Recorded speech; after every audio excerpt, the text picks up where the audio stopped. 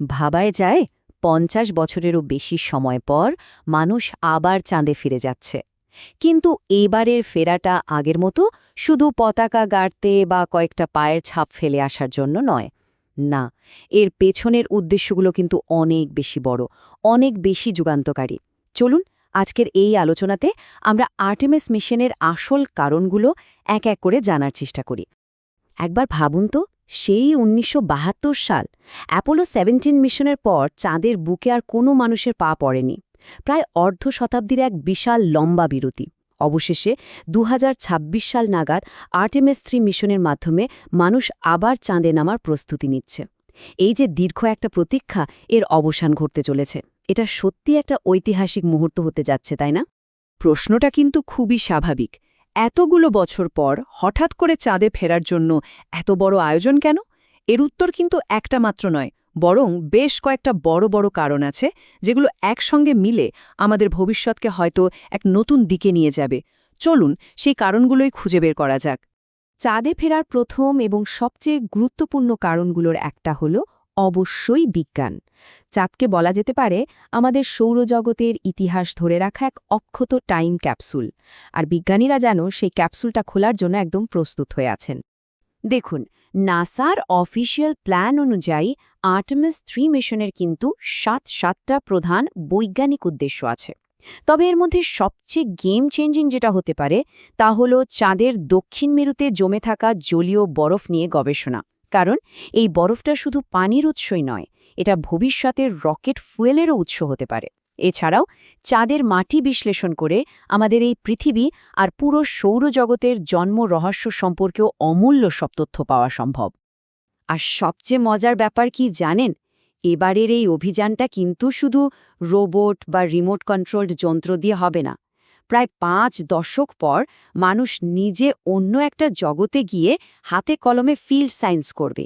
মানে ঠিক যেমন একজন ভূতাত্ত্বিক পৃথিবীতে মাটি বা পাথর পরীক্ষা করেন, সেভাবে চাঁদে গিয়ে নমুনা সংগ্রহ করা, পরীক্ষা করা। একবার ভাবুন তো, এটা আবিষ্কারের সম্ভাবনা কি ঠিক কতটা বাড়িয়ে দেবে? চাঁদে ফেরার দ্বিতীয় কারণটা তো আরও এক ধাপ এগিয়ে, আরও বেশি বৈপ্লবিক। লক্ষ্যটা হল চাঁদের বুকেই একটা দীর্ঘমেয়াদী টেকসই থাকার ব্যবস্থা করা। আর এর জন্য সবচেয়ে জরুরি হল চাঁদের নিজের সম্পদ ব্যবহার করতে শেখা। এই আইডিয়াটাকে একটা স্পেশাল নামে ডাকা হয়, ইন সিটু রিসোর্স ইউটিলাইজেশন বা সংক্ষেপে ISRU। যদি সহজ করে বলি, এর মানে হল পৃথিবী থেকে সবকিছু বয়ে নিয়ে যাওয়ার বদলে চাঁদের স্থানীয় সম্পদ ব্যবহার করেই বেঁচে থাকার একটা ব্যবস্থা তৈরি করা। এর ফলে পৃথিবীর ওপর নির্ভরতা কমবে, যা কিনা লম্বা সময়ের মিশনের জন্য অপরিহার্য।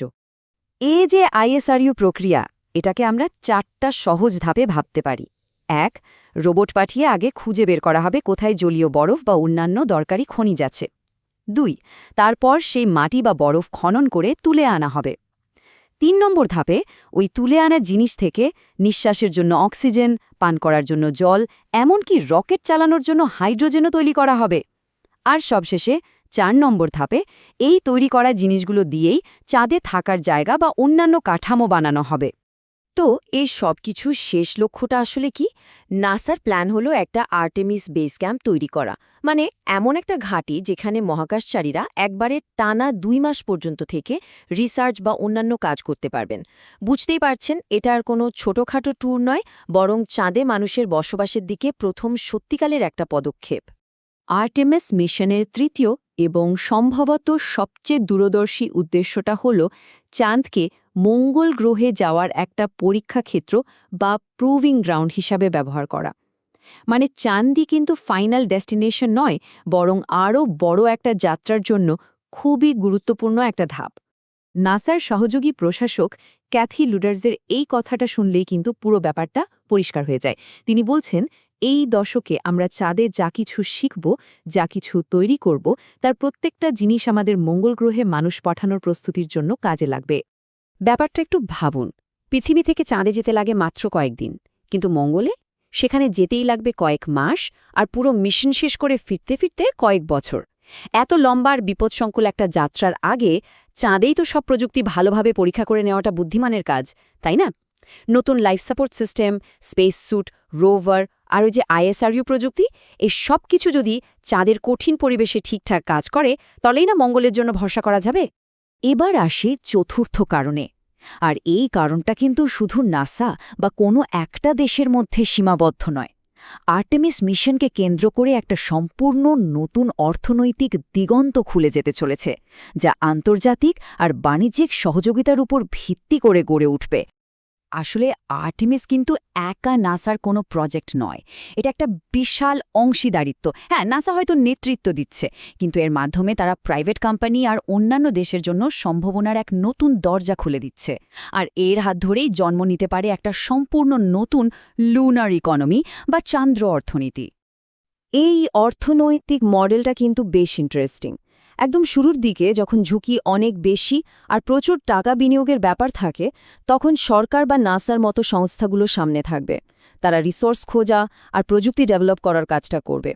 কিন্তু একবার যখন এই প্রাথমিক ধাপটা পার হয়ে যাবে, ঝুঁকি কমে আসবে, তখন প্রাইভেট কোম্পানিগুলো এসে সম্পদ তোলা আর বিক্রি করার মতো লাভজনক ব্যবসা শুরু করতে পারবে। তাহলে সব মিলিয়ে বিষয়টা কি দাঁড়ালো? আর্টেমিস মিশনটা শুধু বিজ্ঞান বা মহাকাশতন্ত্রের মধ্যে সীমাবদ্ধ নয়, এর একটা বড় ভূ-রাজনৈতিক দিক আছে, একটা অনুপ্রেরণার দিকও আছে। এটা মহাকাশে নিজেদের নেতৃত্ব প্রতিষ্ঠা করার একটা সুযোগ, এটা নতুন অর্থনৈতিক ক্ষেত্র তৈরি করার একটা প্ল্যাটফর্ম।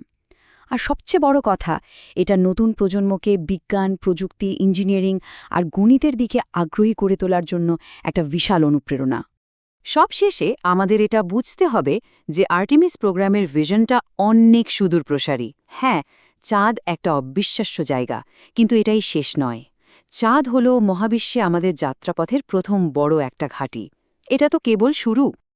আর্টেমিস মিশন যদি সফল হয়, তাহলে এটা মানবজাতির জন্য অসীম সম্ভাবনার দরজা খুলে দেবে। চাঁদ থেকে মঙ্গল, আর তারপর হয়তো আরও অনেক দূরে। এই মিশনটা আমাদের সবার সামনে একটা বড় প্রশ্ন রেখে যাচ্ছে, মানবজাতির পরবর্তী মহান যাত্রা কোথায় হবে?